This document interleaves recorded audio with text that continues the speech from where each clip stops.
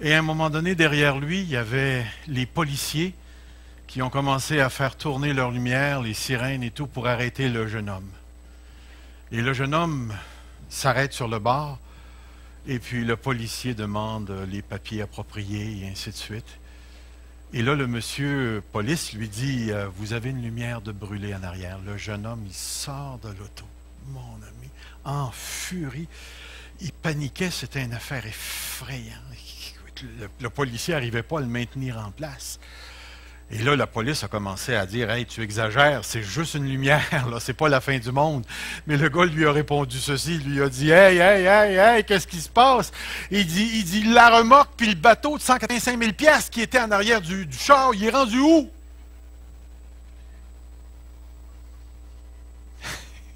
J'ai trouvé ça pas pire. Est-ce possible de perdre un bateau de cette grosseur-là, attaché après son char, sans s'en rendre compte?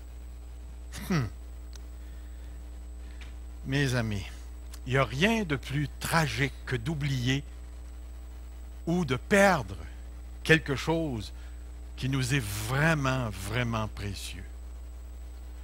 Vous savez qu'à un certain moment donné, j'ai moi-même perdu ou oublié quelque chose de très, très, très précieux. Lors d'une réunion d'église, à la fin, les enfants étaient dans la voiture, la porte s'est fermée, je suis parti. Et celle qui devait faire mon dîner n'était pas dans l'auto. Ça, c'est grave, ça. J'avais oublié mon épouse à l'église. Ça a pris quelques minutes avant que je me rende compte qu'elle n'était pas dans l'auto. Alors, elle m'attendait. Tu t'en rappelles-tu? Mes amis, il y a des choses de cette nature qui arrivent et qui nous rappellent à quel point l'être humain est fragile. Mais vous savez que l'une des choses les plus précieuses pour l'Église de Dieu, c'est la personne du Saint-Esprit. C'est la personne du Saint-Esprit. L'Esprit, c'est ce que Dieu nous a laissé. C'est ce que Jésus-Christ nous a donné.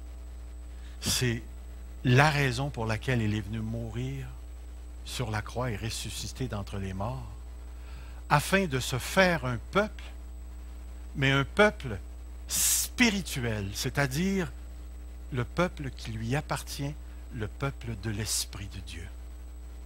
Dans l'Évangile de Jean, au chapitre 7 et le verset 39, Jésus-Christ nous dit, « Il dit cela de l'Esprit que devaient recevoir ceux qui croiraient en lui, car l'Esprit n'était pas encore, parce que Jésus n'avait pas encore été glorifié. » Alors, toute l'œuvre de Jésus-Christ avait pour but de nous attacher à Dieu en nous faisant un don tout à fait précis.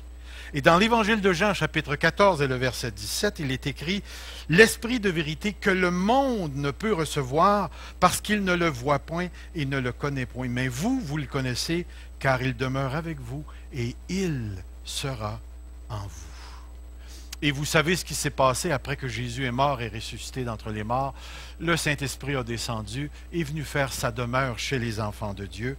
Et nous retrouvons ces pensées chez l'apôtre Paul qui nous dit à un moment donné, « En lui, vous êtes aussi édifiés pour être une habitation de Dieu en esprit. » Et dans un dernier texte, l'apôtre Paul dit ceci, « Pour vous, vous ne vivez plus selon la chair, mais selon l'Esprit.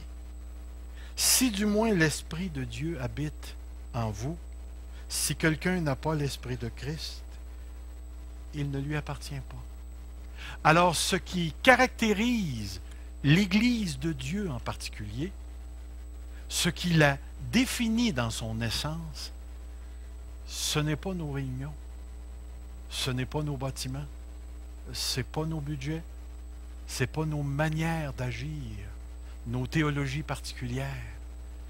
Ce qui nous définit fondamentalement, c'est la présence du Saint-Esprit qui habite en chacun de nous et qui habite parmi nous. Tout dans les actes des apôtres était le fruit du Saint-Esprit. Il nous est même dit dans un texte que l'Église croissait par l'assistance du Saint-Esprit. Alors, la personne du Saint-Esprit est certainement l'être le plus précieux de l'Église de Dieu. Parce qu'il est la présence de Dieu sur la terre maintenant. À travers son Église, l'Esprit nous parle. Et même, j'oserais dire que Dieu a une attitude tout à fait particulière à l'égard de l'Esprit qu'il a placé à l'intérieur de nous. Je ne sais pas si vous avez déjà lu ce texte dans la lettre de Jacques, où à un certain moment donné, Jacques, d'une manière très sévère et avec véhémence, là, il va commencer à dire des choses difficiles à l'Église. Il va aller jusqu'à les traiter d'adultère. Et il dit, « Adultère que vous êtes, ne savez-vous pas que l'amour du monde est inimitié contre Dieu? » Et il va un pas plus loin en lui disant, « Celui qui veut être ami du monde se rend ennemi de Dieu. » Et au verset 5, il dit ceci, « Croyez-vous que l'Écriture parle en vain? C'est avec jalousie que Dieu chérit l'Esprit qu'il a fait habiter en nous. » Dieu chérit l'Esprit qu'il a fait habiter en nous. Qu'est-ce que ça vous fait, ça? Est-ce que ça vous dérange? Définitivement. Saint-Esprit, le bien le plus précieux de l'Église. Le bien le plus précieux de l'Église. Et il ne faut surtout pas l'oublier. Mais savez-vous que c'est possible pour un enfant de Dieu ou pour une Église en particulier d'avoir des problèmes avec l'Esprit de Dieu? C'est très possible d'avoir des problèmes avec l'Esprit de Dieu. Cet être si merveilleux et si grand est une personne. Vous le saviez? Le Saint-Esprit, ce n'est pas juste une force, ce n'est pas juste une énergie, que c'est réellement une personne. Vous essaierez d'attrister l'électricité. Mettez-vous les doigts dans le trou. Essayez pour voir. On va voir lequel des deux va être le plus triste. En bout de ligne, l'électricité ou vous? Le Saint-Esprit est une personne, et une personne extrêmement sensible. Vous savez, dans l'Ancien Testament, Dieu est appelé 3 fois Saint. Saint, Saint, Saint est l'Éternel. Mais dans le Nouveau Testament, le Saint-Esprit porte le nom Saint-Esprit. Et il nous est révélé comme étant extrêmement sensible. Et c'est pourquoi ce matin, en débutant cette année, durant le mois de janvier, j'ai pensé qu'on aurait pu regarder au Saint-Esprit. Et dans toutes les relations, il y a des choses à faire et des choses à ne pas faire qui contribuent au développement de la relation. Comme moi, dans ma relation de couple, j'ai appris avec les années qu'il ne faut jamais lancer de débarbouillettes mouillées à mon épouse parce qu'elle se transforme en holquette. J'ai appris avec le temps. Mais il y a des choses qu'il ne faut jamais faire à mon égard aussi. Et tant que ces choses-là ne sont pas faites, la relation est paisible, calme. Mais à d'autres moments donnés, il y a des choses, lorsqu'elles sont faites, ça vient me chercher profondément. Et on se rend compte en grandissant qu'une relation, c'est quelque chose qui bouge. La relation avec Dieu, c'est la même chose. Aimer Dieu, c'est faire certaines choses et ne pas faire certaines autres choses. Et ce matin, ce que j'aimerais faire, ce sont surtout les choses à ne pas faire avec le Saint-Esprit ou par rapport à l'Esprit de Dieu. La parole de Dieu nous donne une série de textes que j'aimerais mettre devant vous ce matin. Si vous avez votre Bible, je vous encourage à tourner avec moi dans le livre des Actes, au chapitre 5. Vous connaissez l'histoire de Saphira et d'Ananias?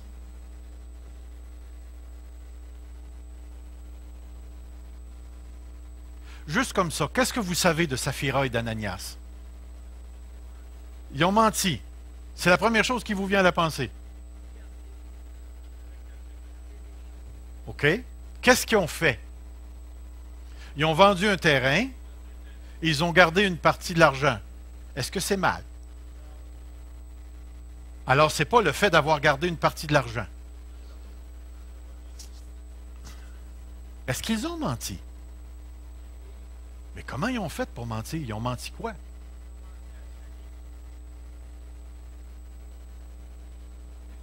Ils ont dit un montant. Qu'est-ce qu'ils ont réellement fait? Oui, mais une partie, c'est-tu un péché?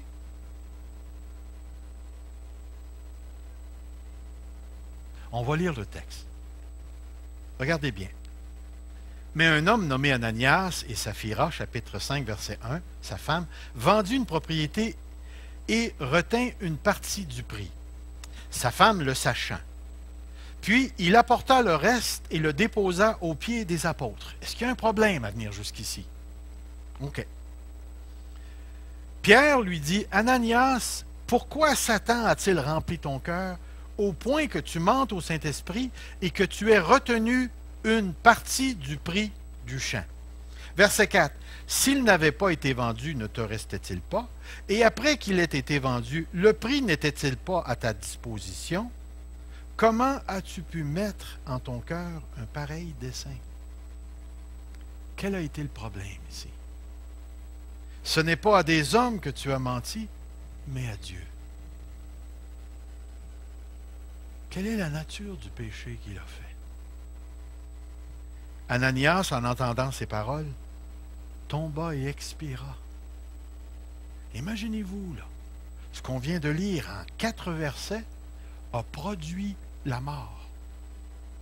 Donc, il faut que le péché soit extrêmement sérieux ici. Qu'est-ce qu'il a fait? Qu'est-ce qu'il a fait? Et c'est ici qu'il faut bien comprendre le texte. Parce que lorsque le texte commence, ce que nous avons, c'est comme si nous avions la première scène. Et la première scène se passe entre Ananias, sa femme et un acheteur, où un contrat est fait, et puis il vend un champ. Deuxième scène, on se retrouve avec l'apôtre Pierre. C'est comme si nous sommes en présence d'un péché tout à fait particulier. 2 membres de la communauté chrétienne de Jérusalem ont vendu une propriété, comme on a vu, comme d'autres l'ont fait. Ils ont retenu une partie du prix, et ils avaient le droit de le faire, et ils ont apporté le reste pour combler les besoins de l'Assemblée. Le péché n'est pas dans la quantité d'argent. Qu'ils aient retenu ou pas retenu, ce n'est pas la quantité d'argent ici, mais c'est l'image du montant, ce que le montant représentait en lui-même. Nous dirions aujourd'hui, ils ont fait de la fausse représentation. De la fausse représentation. Ce qu'il faut remarquer ici, là, c'est que d'un point de vue terrestre, Saphira et Ananias ont essayé d'acquérir illégitimement une image de personnes généreuses. Vous savez ce que je veux dire par illégitimement, d'une manière qui ne correspond pas à la morale de la communauté.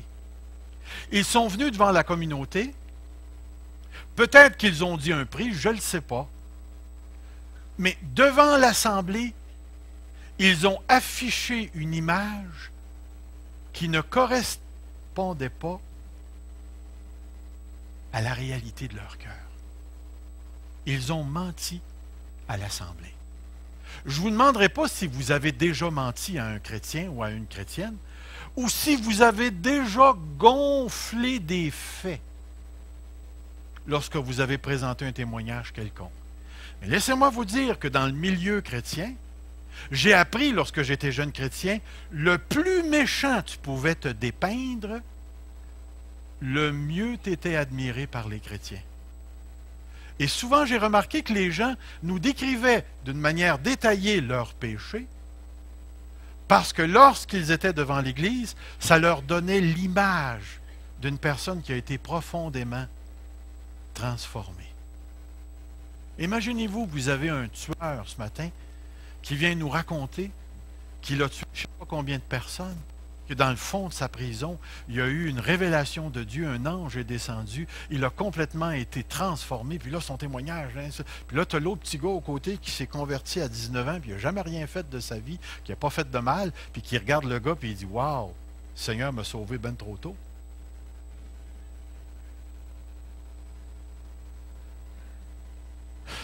J'ai malheureusement gonflé des choses lorsque j'étais jeune chrétien, Et j'ai vu des chrétiens gonfler les choses. Une sorte de grenouille qui veut devenir une vache, là, c'est dans la... Surtout provenant des complexes d'infériorité et ainsi de suite. Mais Saphira et Ananias ont fait ça au niveau des hommes. Mais ce que je trouve intéressant dans le texte, c'est que ce qui se passe devant nous avait une réalité de l'arrière-scène qui était tout autre. Lorsque Saphira et Ananias se sont approchés de Pierre, Pierre, par une éclair, par une compréhension, une vision du Saint-Esprit, a vu immédiatement ce qui était en train de se passer. Et dans la sphère autre que le terrestre, l'apôtre Pierre s'en vient les voir puis il leur dit, écoutez, comment Satan a-t-il pu remplir ton cœur? Entre vous et moi, là, est-ce que Saphira et Ananias savaient qu'ils étaient sous l'influence de Satan? Tu es en train de faire une transaction financière, là, et tu gardes une partie de l'argent. Est-ce que Saphira et Ananias disaient en eux-mêmes, oui, c'est bon, Satan remplit nos cœurs? Ils ne le savaient pas, eux autres. Mais Satan avait un accès dans leur cœur. Et la deuxième chose, c'est quand tu regardes le texte, verset 3, lorsqu'il est arrivé et qu'il a déposé l'argent devant Pierre, même si le gars était rempli d'orgueil, puis qu'il recherchait à se glorifier lui-même, est-ce qu'il était conscient que son geste avait une portée surnaturelle? Est-ce que Saphira et Ananias savaient qu'ils mentaient au Saint-Esprit? Ils étaient conscients qu'ils mentaient au Saint-Esprit.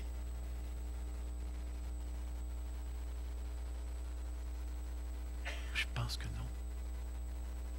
Moi, je pense qu'ils ne le savaient pas. Probablement qu'ils savaient qu'ils mentaient à l'Église et qu'ils mentaient à Pierre. Mais avez-vous déjà dit un mensonge, vous? Sans vous imaginer qu'en arrière, il y avait le Saint-Esprit? Non. Et pourtant, ce que le texte est en train de nous dire, c'est que Saphira et Ananias, même si au niveau terrestre, baignaient dans une réalité de l'Église, ils participaient aussi à une autre réalité. Et le geste qu'ils posaient devant des hommes avait un impact à un autre niveau, au niveau surnaturel, au niveau spirituel, dans le monde du Saint-Esprit. Alors, ce que le texte est en train de nous enseigner, et qui est très, très, très important ici, c'est que les gestes que nous posons ne participent pas simplement à la sphère terrestre des choses. Et c'est là que ça devient important pour nous de saisir. Ils avaient menti au Saint-Esprit. Est-ce que Saphira et Ananias étaient chrétiens? C'est pas écrit. Est-ce que c'était des païens? Non, c'était des Juifs.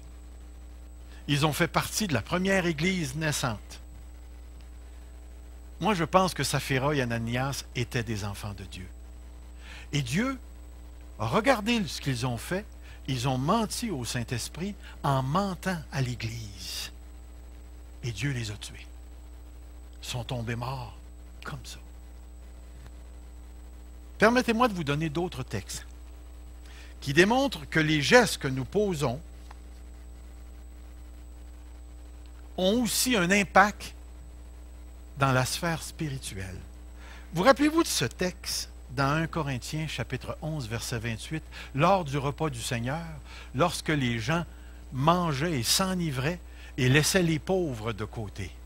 Et à un moment donné, dans le texte, il est écrit que chacun s'éprouve soi-même et qu'ainsi qu'il mange du pain et boive de la coupe, car celui qui mange et boit sans discerner le corps du Seigneur, mange et boit un jugement contre lui-même. C'est pour cela qu'il y a parmi vous beaucoup d'infirmes, de malades, et qu'un grand nombre sont morts. Et qu'un grand nombre sont morts. Un geste entre nous a une portée spirituelle. Vous rappelez-vous de la première église des 7 églises de l'Apocalypse, l'église d'Éphèse? Quel était leur problème? L'Écriture nous dit qu'ils avaient abandonné leur Regardez bien ce que le Seigneur dit.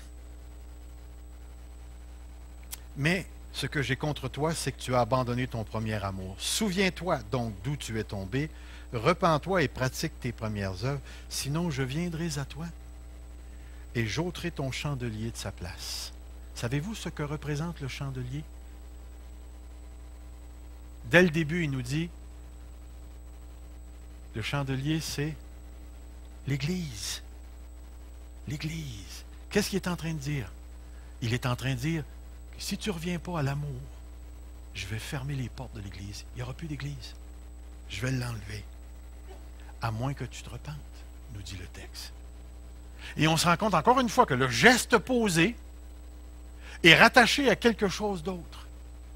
Et l'une des choses qu'il nous faut absolument apprendre ici, c'est à ne pas mentir contre le Saint-Esprit. Regardez bien un autre texte. 1 Corinthiens chapitre 5, le verset 3. Pour moi, absent de corps, dit Paul, mais présent d'esprit, j'ai déjà jugé comme si j'étais présent celui qui a commis un tel acte. Au nom du Seigneur Jésus, vous et mon esprit, étant assemblés avec la puissance de notre Seigneur Jésus, qu'un tel homme soit livré à Satan pour la destruction de la chair afin que l'esprit soit sauvé au jour du Seigneur. Le texte dans lequel on se trouve, c'est un texte d'inceste, où dans l'Église, c'était rendu à un point où l'un avait la femme de son père, donc il couchait avec sa belle-mère. Et on se retrouve dans une place où l'Église faisait absolument rien et réagissait pas à la réalité de la présence de ce péché. Et la première chose qu'on sait, Dieu est profondément offensé parce qu'il entretient une relation tout à fait particulière avec son Église. L'une des choses qu'il ne faut absolument pas faire, c'est de mentir au Saint-Esprit.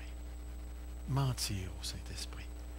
Et mentir au Saint-Esprit, il n'y a pas personne d'entre nous qui va se revirer de bord et qui va se mettre en prière, puis il va dire, Saint-Esprit, aujourd'hui, j'ai fait telle affaire, telle affaire, telle affaire, mais c'est pas vrai.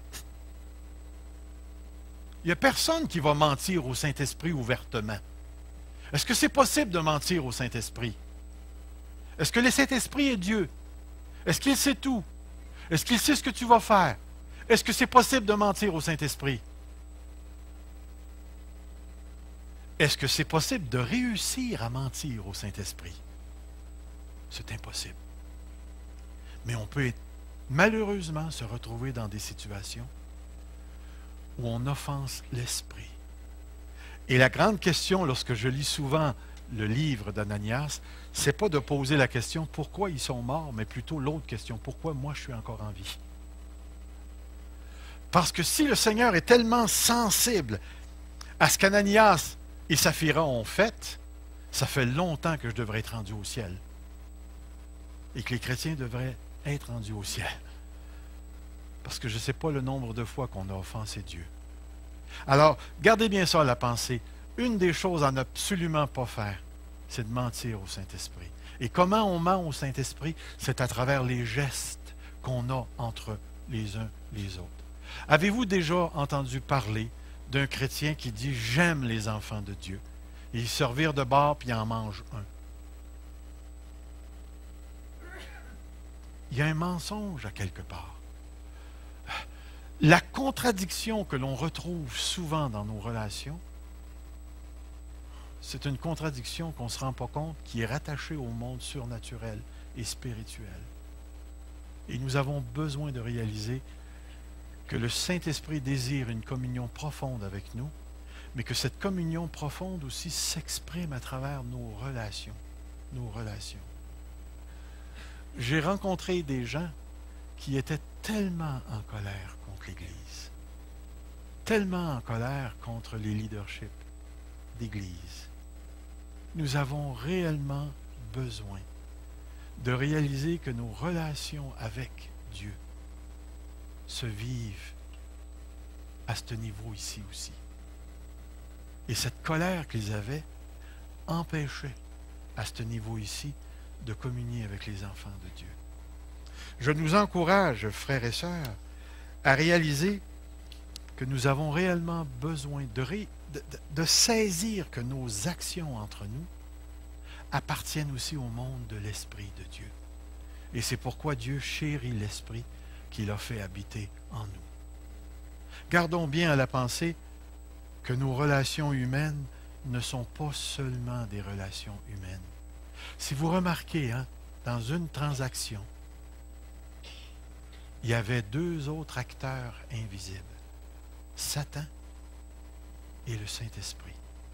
Dans une transaction financière, il y avait plus que les personnes humaines impliquées. Comment Satan a-t-il pu remplir ton cœur? Dans une transaction.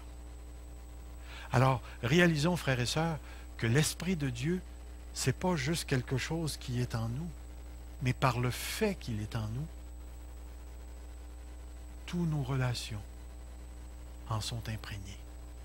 D'ailleurs, une personne remplie du Saint-Esprit, comme nous verrons, est une personne qui entretient des types de relations tout à fait particulières.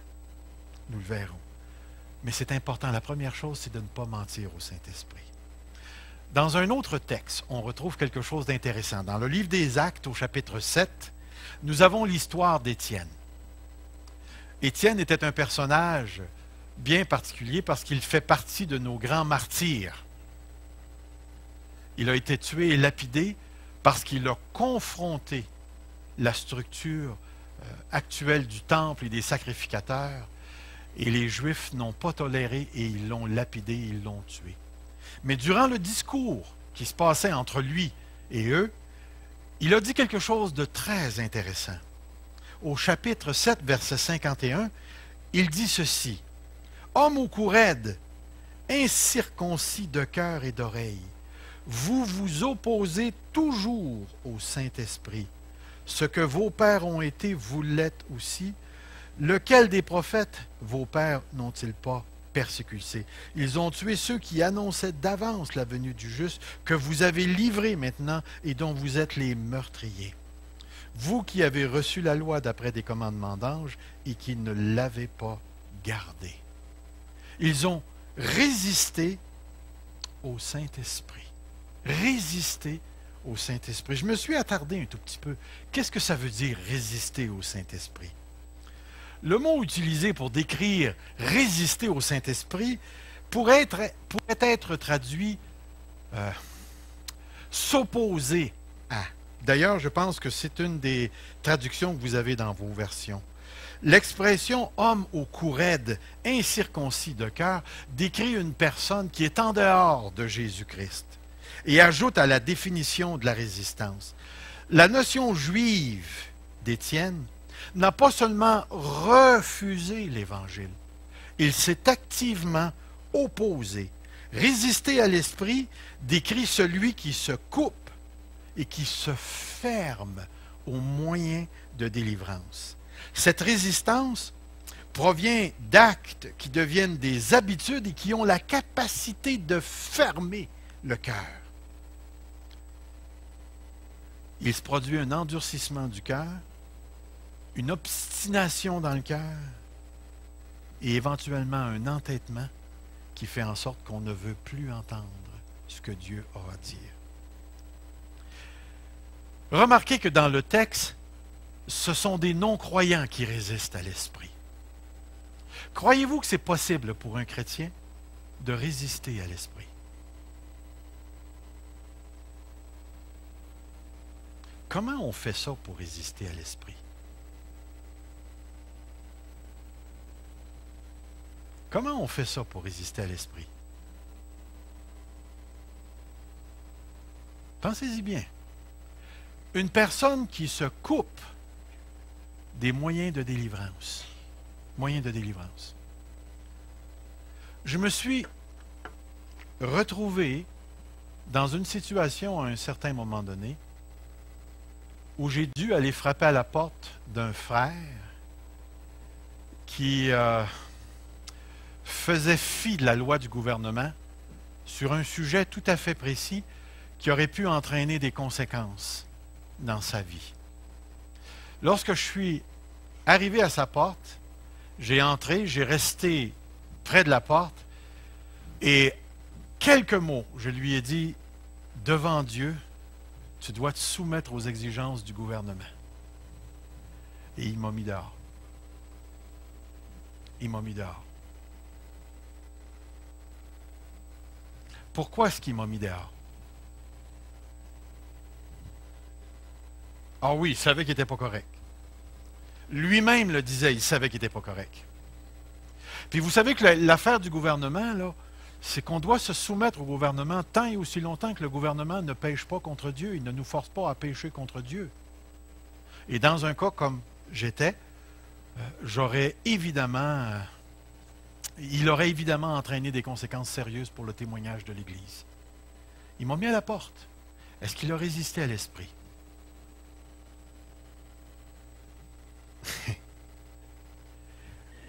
Celui qui vous écoute, m'écoute. Celui qui vous rejette, me rejette.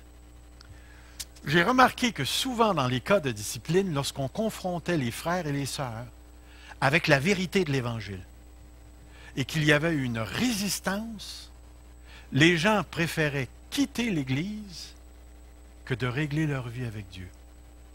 L'une des choses que j'ai rencontrées dans le pastorat, c'est les relations affectives. Un frère ou une sœur tombe en amour, se divorce, tombe en amour, veut se remarier, mais la personne n'est pas chrétienne. On fait quoi?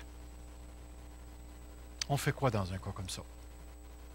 C'est des cas très, très, très difficiles à traiter. À un moment donné, celui ou celle, peu importe, offre à l'autre d'aller cohabiter avec. Et parce que les émotions sont engagées, le frère ou la sœur dit oui. Ils s'en vont cohabiter. Le pasteur arrive à la porte puis il cogne. Et en ouvrant la porte, le chrétien sait parfaitement ce qu'il s'en vient faire. Et là, les justifications commencent. Et tout ce que je fais, c'est de pointer ce que l'enseignement de la parole. Mais les émotions sont tellement engagées. La personne, sous le contexte de l'amour, est tellement captivée dans la relation que ce qui prend le bord, c'est la parole, la vérité, l'Église, le pasteur, et ainsi de suite. La personne a résisté à l'esprit. Résister à l'esprit. Juste une autre toute manière. Je me suis retrouvé dans une autre situation où j'ai été obligé de dire à cette personne, je ne crois pas que Dieu t'a parlé. J'aurais jamais dû dire ça selon cette personne-là. Jamais. Parce que je résistais à Dieu.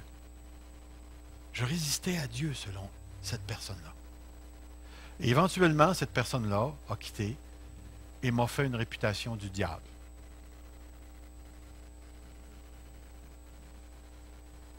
Lequel qui résiste, là? Voyez-vous, résister au Saint-Esprit, là, c'est pas nécessairement rejeter l'Évangile, ça n'en est un cas. Mais résister à l'Esprit, c'est lorsque l'Esprit t'approche avec la vérité. À propos de ta personne, de ton caractère, de ton comportement. Et tu trouves des raisons rationnelles ou émotionnelles pour refuser d'entendre ce que l'Esprit dit et continuer à faire ce que tu fais. Et c'est de plus en plus commun, cette approche-là. Et nous avons des super de bons moyens et raisonnements pour nous aider à faire ça. Une personne t'arrive et qu'elle te dit « Ah, Dieu m'a dit ça ». Moi, j'ai toujours trouvé que quand une personne ferme le discours avec « Dieu m'a dit ça », ce que la personne en réalité a fait, c'est qu'elle m'a exclu, elle s'est donné la justification, et maintenant, je n'ai plus le droit de rien dire parce que j'offense Dieu si je m'oppose. Et si j'insiste que la Bible dit ça, mais Dieu ne t'a pas parlé à toi. Dieu ne t'a pas parlé. Alors, ce qu'elle a reçu est plus important que ce qui existe depuis 2000 ans. En fin de compte, probablement plus que 3400 ans, si on ajoute l'Ancien Testament. Mais c'est tellement important de réaliser ce qu'on est en train de dire ici. Je reçois une parole de Dieu qui me permet de rester tel que je suis dans le péché, qui vient contredire ce qui est écrit dans la parole de Dieu, et je continue de marcher dans cette direction-là parce que Dieu me le dit. Avec le temps, J'ai appris que tout ce qu'une personne dit que Dieu lui a dit n'est pas nécessairement ce que Dieu lui a dit. Et j'ai appris avec le temps qu'en tant qu'enfant de Dieu, non pas en tant que pasteur, mais qu'en tant qu'enfant de Dieu, je devais résister à tout ce qui résiste à Dieu. Et qu'armé de la vérité, je devais exposer la vérité aux gens pour qu'ils marchent dans la droiture. Et laissez-moi vous dire quelque chose à ce point-ci. C'est de plus en plus difficile d'exhorter les enfants de Dieu, les encourager à marcher dans la vérité.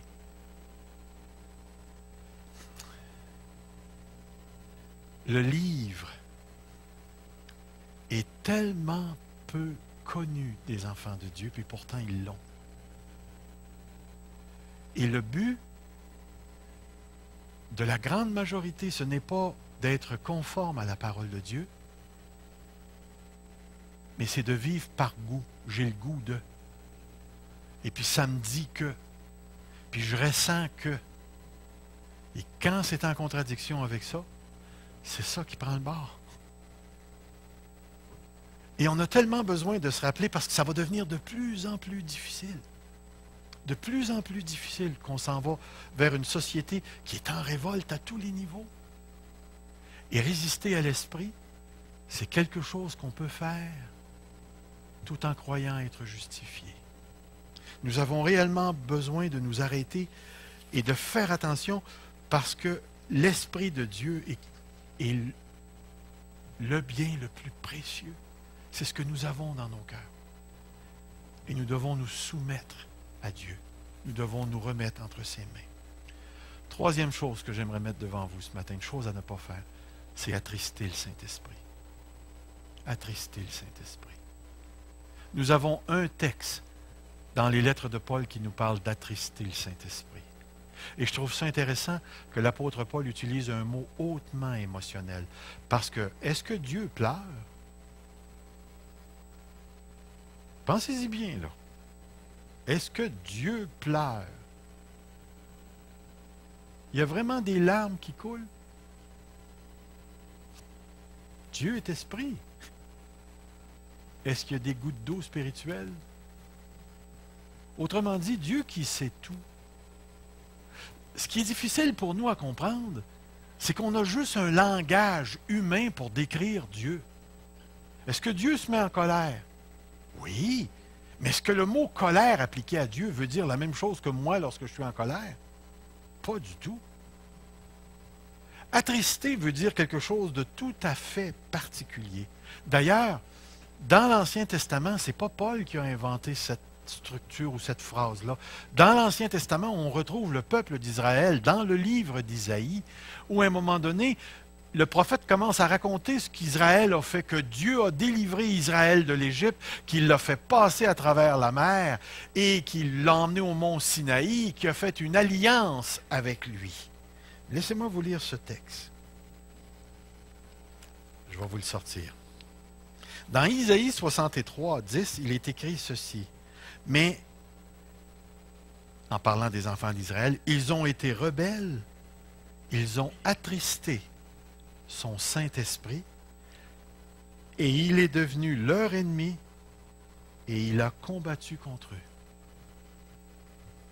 En dépit de tout ce qu'ils ont fait, tout ce que l'Éternel a fait pour eux, ils ont été rebelles.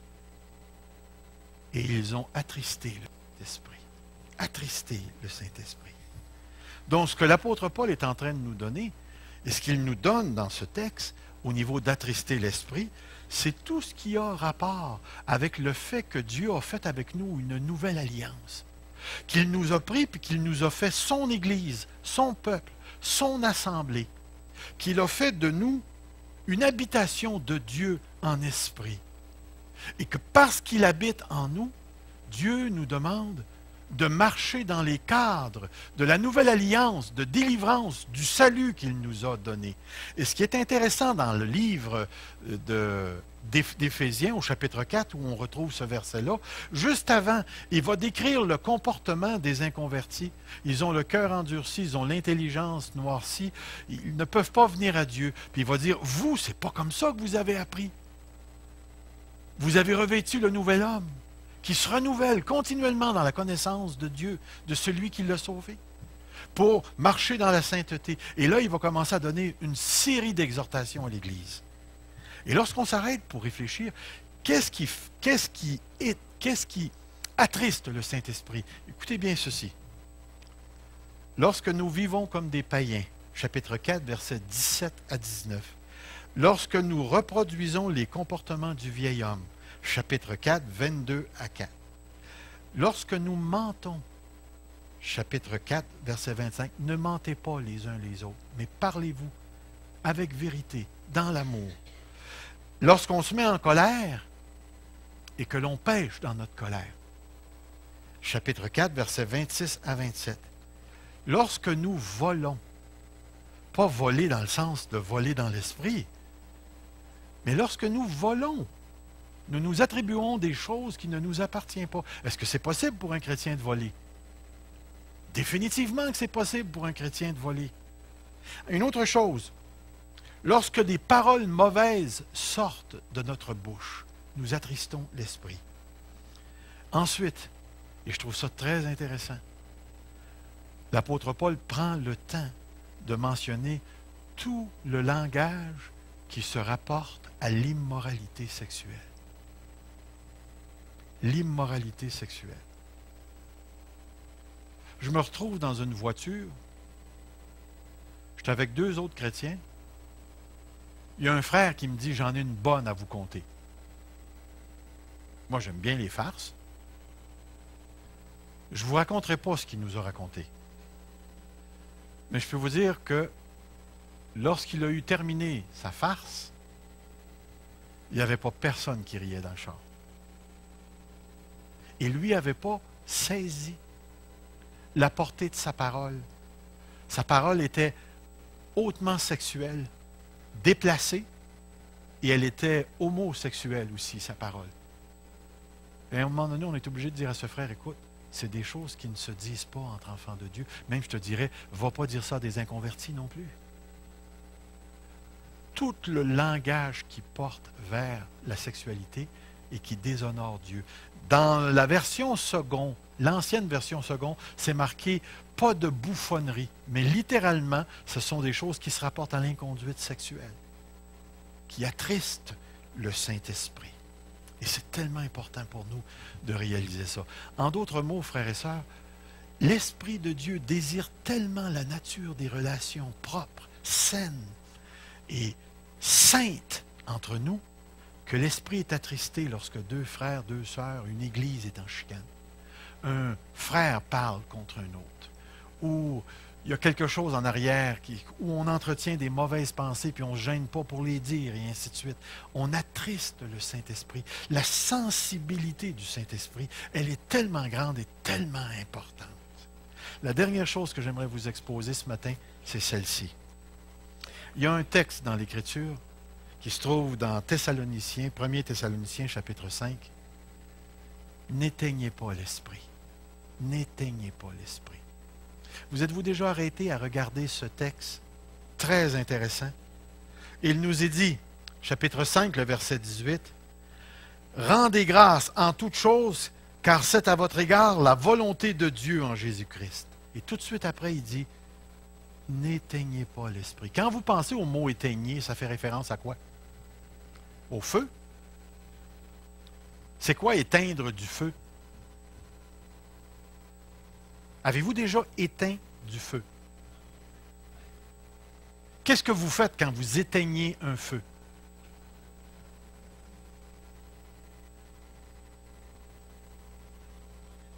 On l'étouffe. Mais qu'est-ce que vous faites par rapport au feu? Pensez-y bien. Qu'est-ce que le feu ne peut plus faire? Brûler. Alors, éteindre l'esprit, là, ça ne veut pas dire que vous pouvez mettre un sac noir sur la tête du Saint-Esprit ou vous pouvez le bâillonner avec un gros tape, les mains attachées dans le dos.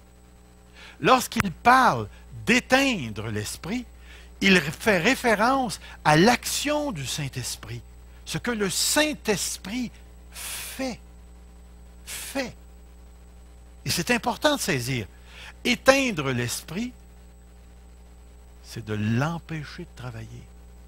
Et ce qui est intéressant dans le contexte où on se trouve ici, c'est qu'il va dire, n'éteignez pas l'esprit, ne méprisez pas la prophétie, mais examinez toutes choses, retenez ce qui est bon et abstenez-vous de toute espèce de mal. Le contexte dans lequel se trouve cette phrase « n'éteignez pas l'esprit » fait référence au prophétique, à tous les dons charismatiques. Et spécifiquement ici, la prophétie. Comment maintenant nous est-il possible d'éteindre, d'empêcher le Saint-Esprit de travailler? Avez-vous une petite idée? Comment on peut empêcher l'Esprit de Dieu de faire son œuvre dans l'Église? Je vais vous en donner une. Lorsque les prophètes refusent de rendre publique la parole qu'ils ont eue, ils empêchent l'œuvre de l'Esprit de se faire dans l'Église. Je trouve ça très intéressant. Lorsque l'Esprit de Dieu donne une prophétie à une Église à travers une personne dans l'Église et que cette personne-là se tait, elle empêche l'Assemblée de recevoir. Et remarquez ce qu'on dit dans 1 Corinthiens chapitre 14, le don de prophétie est pour l'édification de l'Église. C'est tellement important de réaliser ça. Ou encore lorsque d'autres personnes ou des structures d'Église ou encore certaines croyances empêchent l'Esprit de Dieu de faire son œuvre dans l'Église. Admettons qu'une personne recevrait une parole en langue ce matin. OK? Cette personne-là se lève et elle se met à parler en langue dans l'Assemblée. La parole de Dieu nous dit, s'il n'y a pas d'interprète, qu'elle se rassoie. Et ça vient de s'arrêter là. Mais s'il y a un interprète dans l'Église, mais que l'Église n'accepte pas le don du parler en langue, et qu'il y a un membre qui se lève dans l'Église pour parler en langue, on fait quoi? Je parlais avec une sœur dernièrement, puis elle me disait, je vais à telle ou telle ou telle église, qui n'est pas à Granby en passant, et puis elle me disait, moi j'arrive à la maison, puis je parle en langue chez nous, puis j'arrive à l'église, puis je ne parle pas en langue, ils ne croient pas à ça, eux autres. Tout d'un coup, Dieu voudrait faire un travail, accorder une grâce. C'est une autre manière d'empêcher l'esprit de travailler. Lorsqu'on se tait, ou lorsque certains types de croyances nous empêchent ou empêche les gens de manifester leurs dons. Une autre chose qui empêche l'esprit de travailler, il va dire, ne méprisez pas la prophétie. Vous avez une petite idée de ce que ça veut dire mépriser? Avez-vous déjà été méprisé? Vous avez une idée de ce que mépriser veut dire? Il y a de la médisance dans ça, je te fais mauvaise réputation. Autrement dit, je te regarde comme si tu ne valais pas grand-chose, puis je te laisse savoir. Et ici, il est écrit, ne méprisez pas la prophétie. Je me suis posé la question. Parce qu'ici, nous sommes une assemblée qui croit à la prophétie. Est-ce qu'on peut, et remarquez bien le mot que je vais utiliser, est-ce qu'on peut apprivoiser le phénomène prophétique au point que ça ne nous intéresse plus? On peut s'en passer. La plupart du temps, c'est du vent. Le grand danger pour une Église qui a cru pendant des années et qui a pratiqué la dimension prophétique, c'est d'avoir tellement entendu de foutaises au niveau prophétique qu'à un certain moment donné, aussitôt qu'une parole est prononcée, on en doute. Je trouve ça intéressant que ce texte vienne. J'ai parlé encore une fois en fin de semaine à une sœur qui a profondément été dans le prophétique et qui a reçu des prophéties qu'elle était guérie d'une certaine maladie. Alors, elle se retrouve dans une circonstance où elle doit aller passer un test pour savoir si elle est dyslexique. Mais elle a été guérie. On lui a dit prophétiquement qu'elle était guérie de la voyons, comment est-ce qu'on dit ça? OK. Vous savez ce que je veux dire. Et puis, après avoir passé les tests, cette personne se retrouve dans cette condition-là. Et elle réalise que ce qu'on lui a dit ne coïncide pas. Une sœur reçoit une prophétie qu'elle doit marier tel gars.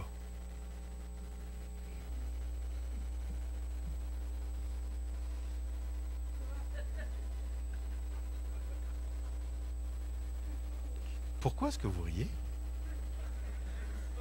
Honnêtement, elle a reçu prophétiquement qu'elle devait marier ce gars-là. Elle a marié le gars, il lui a fait 3 petits, puis il l'a sacré là. Maintenant, tu vas parler à cette sœur. Elle travaille dans un Tim Hortons. Et tu lui dis que Dieu te bénisse. Et mon ami, que ta réponse, c'est pas là. Voyez-vous, le danger pour une église, c'est de manquer le dernier verset. Examinez toutes choses. Examinez toutes choses. Retenez ce qui est bon, puis mettez le mal de côté. On peut empêcher l'esprit de travailler en donnant au prophétique une autorité qu'il n'a pas. Et là, parce qu'une personne a parlé puis a dit « L'ainsi parle l'Éternel », ça vient de s'arrêter là. Il y a 2 sœurs qui ne sont pas dans notre assemblée ici, mais qui sont venues me voir au début, lorsque je suis arrivé, le 17 décembre, et qui m'ont dit carrément comme ça, le Seigneur vient de nous montrer qu'il faut que l'Église jeûne. Le 17 décembre. Dans une semaine, ça va être Noël. Puis j'ai dit, tu voudrais qu'on jeûne? Elle a dit, c'est Dieu qui l'a dit. Alors, moi, j'ai seulement répondu aux sœurs, on va le faire après les fêtes. Ah non, non, non, non, non, Dieu a dit, J'ai dit, Dieu vous l'a peut-être dit, mais il ne me l'a pas dit à moi. Alors, ils m'ont dit que je résistais à l'esprit, que je désobéissais à l'esprit.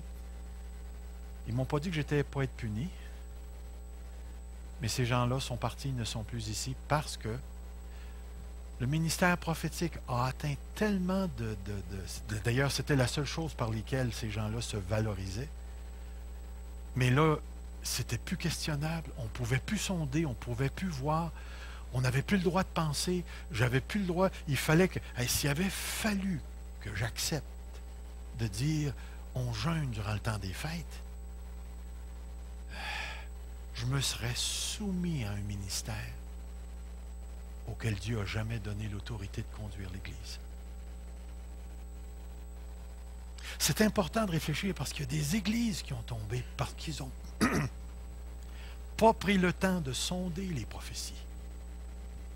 Et s'il y a une chose qu'il ne faut surtout pas faire, c'est de mépriser la prophétie, mais de lui donner libre cours.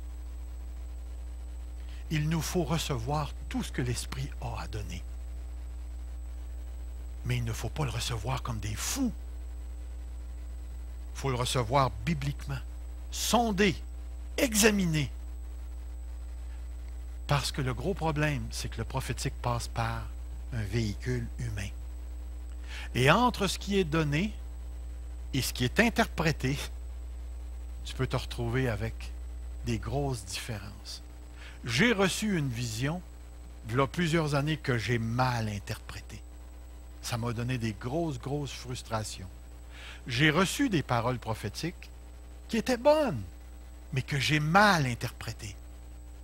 Alors, le problème, ce n'était pas la prophétie, c'était la manière dont je l'ai interprétée. Vous avez déjà entendu parler de gens qui ont vendu leur maison puis qui se sont retrouvés dans la rue à cause d'une parole prophétique? Ces gens-là ont mal interprété ce qui leur a été dit. Le prophétique, là, ça ne veut pas dire qu'on abandonne la tête. Soyons prudents. L'Esprit de Dieu désire travailler dans notre Église, mais il demande une honnêteté profonde entre nous. Deuxièmement, le Saint-Esprit demande à ce qu'on soit soumis, qu'on ne résiste pas à ce qu'il a, ce qu'il veut produire. Et ça, c'est dans le cœur que ça se passe. Si Dieu m'atteint par la vérité, je dois dealer avec la vérité que Dieu me donne. Que si un frère, une sœur vient me voir avec une vérité de l'Évangile, écoutez, là, il ne vient pas me voir avec un livre de loi ou quoi. C'est la parole de Dieu. Et que réellement, je ne suis pas en conformité avec sa parole de Dieu, résister à cette personne-là, c'est résister à ce que l'Esprit dit à travers cette personne-là. Alors, se soumettre volontairement à l'Esprit de Dieu. Ne pas attrister l'Esprit. Ne pas attrister l'Esprit. Pas se livrer au péché. Il y a des fois, frères et sœurs, où nos émotions vont devoir être mises de côté. Même si elles rugissent à l'intérieur de nous, il va falloir les mettre de côté pour obéir et se soumettre à l'Esprit de Dieu. Et une autre chose, il ne faut surtout pas éteindre l'œuvre du Saint-Esprit. Cette œuvre prophétique que je prends dans le mot, dans le grand sens du mot, l'œuvre charismatique du Saint-Esprit. Je réalise de plus en plus en lisant les Écritures, les charismes, les dons de l'Esprit. C'est l'Esprit qui choisit de travailler à travers une personne pour une autre personne. Et c'est la volonté de Dieu. C'est la volonté de Dieu qu'il en soit ainsi.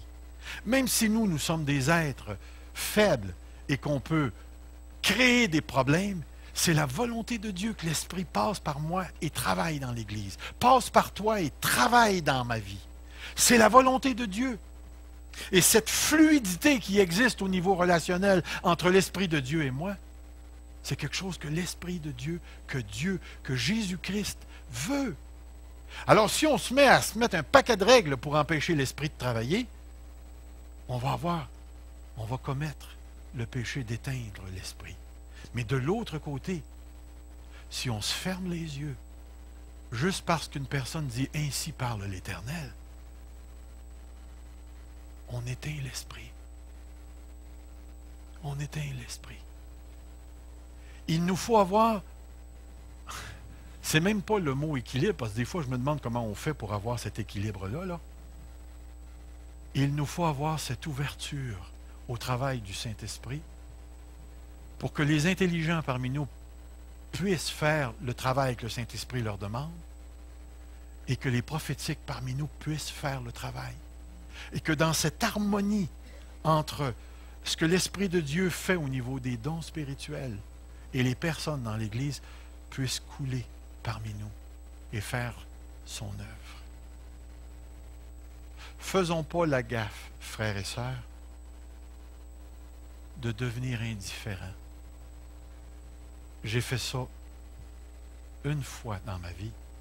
Ça a duré longtemps où je suis devenu indifférent au travail du Saint-Esprit. À un moment donné, je vous le dis, c'est fou.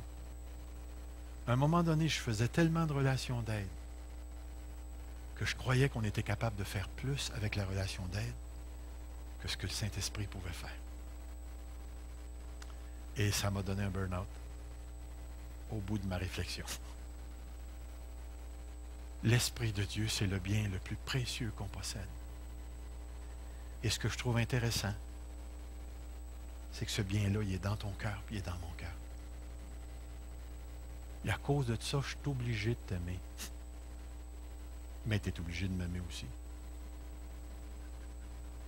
À cause de ça, il y a la possibilité que tu sois utilisé par l'Esprit pour moi et que moi, je sois utilisé par l'Esprit pour toi. Ne fermons pas la porte entre nous. Ne fermons pas les fenêtres entre nous.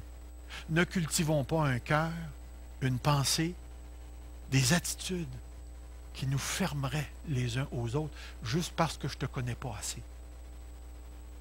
Ou juste parce que j'aime pas ta moustache. Ne nous arrêtons pas, frères et sœurs.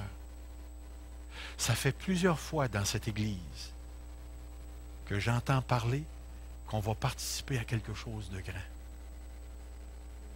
L'avez-vous entendu? Mais laissez-moi vous dire qu'à venir jusqu'ici, ça n'a vraiment pas l'air qu'on va participer à quelque chose de grand. Quand je me regarde aller, puis je nous regarde aller, je me dis, Seigneur, ça va être quand le grand?